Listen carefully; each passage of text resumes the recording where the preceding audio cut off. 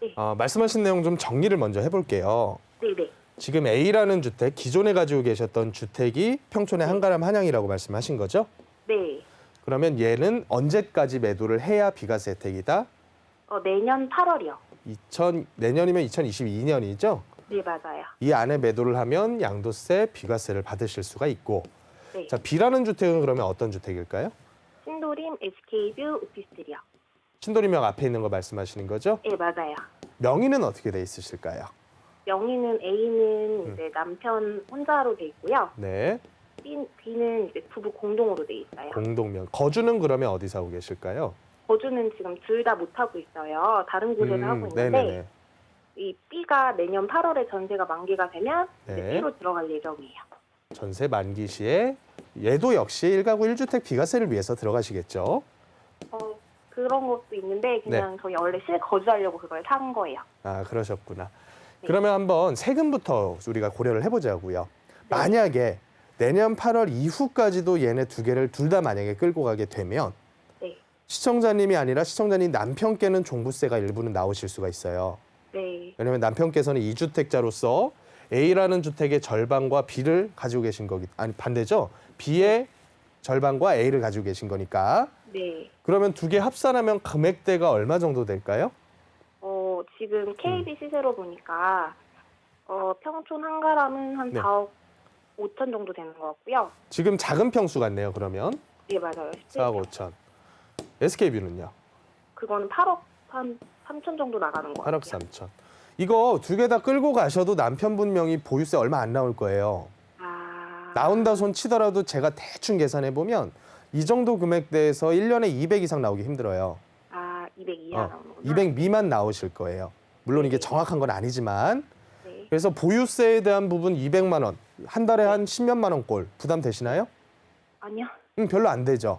네. 그러면 일단은 보유도 괜찮다, 보유 오케이 네. 라고 보시면 되는데 문제가 있어요. 만약에 양도세를 계산을 해본다면 네. 얘가 내년 8월 넘어가게 됐을 경우에 네. 양도세를 비과세 받고 팔 수 있을 만한 뭔가의 수단이 있을까? 네. 뭐가 있을까요? 그 평촌의 한가람 한양 아파트에 지금 월판선 착공 들어가거든요. 네, 그것 때문에 이제 좀 호재라서 네. 갖고 가는 게 나을지 아니면 팔아야 아니요, 하는 그 문제가 아니라요.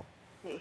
기간 넘겼을 경우에 양도세를 비과세 네. 받을 수 있는 방법이 있을까?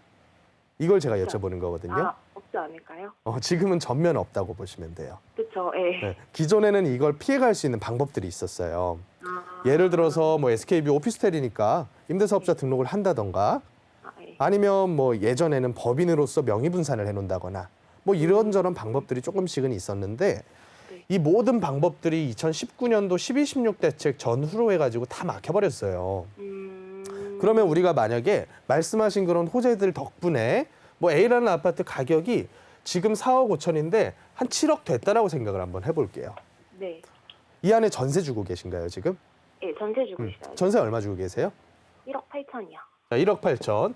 세금 안 내고 4억 5천에서 매도를 했으면 네. 시청자님은 1억 8천 전세금 빼주고 한 2억 7천 정도의 현금을 손에 쥘 수 있는 매도 기회가 있어요. 네. 근데 만약에 7억에 매도를 했는데 양도세, 중과세를 두드려 맞아가지고 세율 최고세율 65% 됐거든요, 이제. 네. 이 세금을 내버렸다라고 가정을 하면 이거 차액 중에서 이게 얼마에 매수했죠? 매수가가? 2억 5천 정도에 했어요. 자, 차액 한 4억 5천 중에 65%면 거의 한 3억 정도를 다 빼주고 나서 세금으로 그 다음에 내 손에 떨어진다는 얘기거든요. 그러면 7억에 팔아서 전세금 1억 8천 빼고 세금 한 3억 전후 빼버리면 손에 얼마 떨어지느냐? 한 2억 2천? 그 정도 떨어지겠네요. 네. 그러면 이제 답 나온 거예요. 첫 번째, A라는 주택이 7억까지 가기에도 상당히 어렵겠지만 네. 만약에 간다 손 치더라도 팔고 났을 때 내 손에 떨어지는 거는 4억일 때 세금 안 내고 파는 게 더 싼 거예요. 그렇죠. 계산해 보니까 답이 딱 나오네요. 네. 무조건이에요, 이거는. 제가 어떤 아파트를 계산해 봐도 세금 안 내는 것보다도 가격 상승이 이득이려면 지금의 2배가 더 올라야 돼요. 불가능하다고 저는 봐요. 그렇구나. 계산해 보니까 딱 답이 나오죠?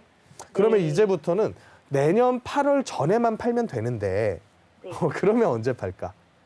그게 고민이에요. 지금 팔아도 되고 내년 6월에 팔아도 된단 말이에요. 네. 근데 제가 보는 지금 시장은 어떠냐면 심리로 버티고 있는 시장이에요.